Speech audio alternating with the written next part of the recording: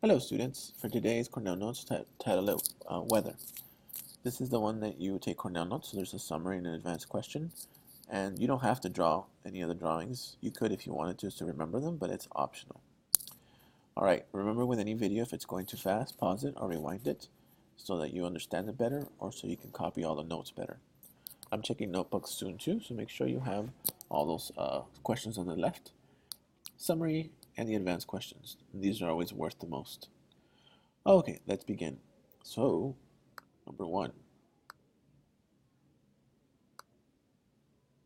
an air mass. An air mass is a pocket or a bubble of air that develops over land or water. And you can see in this picture that there's cold pockets. There's 4 of them here that develop near Canada and near the Pacific and the Atlantic Ocean in the north. And that makes sense because it's colder up here.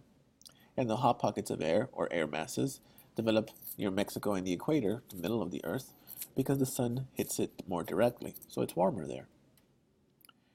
Okay, go ahead and come up with one question here on the left. I'll give you an example right here. You can use this one or your own, and from the rest you have to make your own.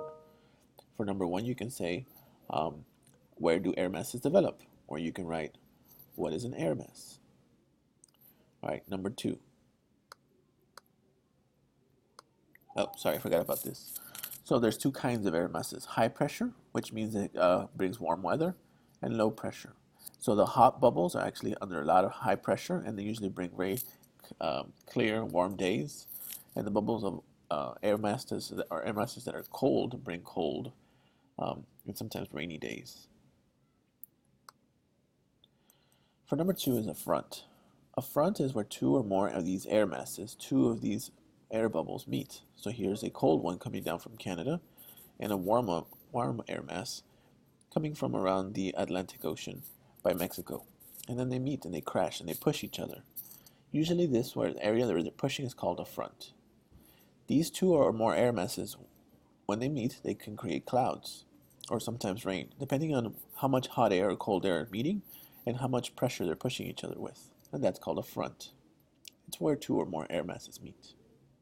Go ahead and pause this video if you need to make up a question. Okay, number 3. A meteorologist. So if you're interested in weather and you like how it works and want to understand more, your job would be a meteorologist. It's just a scientist who specializes and studies or predicts the weather using scientific tools.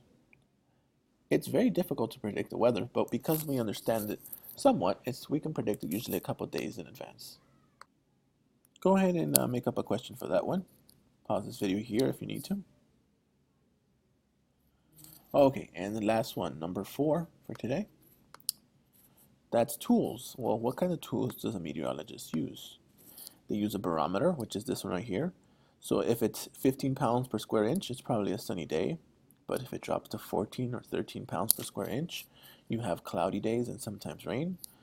If it goes higher to like 15, 16, 17, you're going to have no clouds in the sky and probably a very sunny day. So that's a barometer. It measures air pressure. A thermometer can measure air temperature. And an anemometer can measure the wind speed. And the wind speed can tell you where are these air masses being pushed around and tell you in a couple days where do you think the air masses will move, creating sunny or cold days. Okay, so go ahead and finish up number 4, the tools of a meteorologist, and then come up with a question as well. And then you're done with the video. Just make sure you have your summary and your advanced question. Have a good day.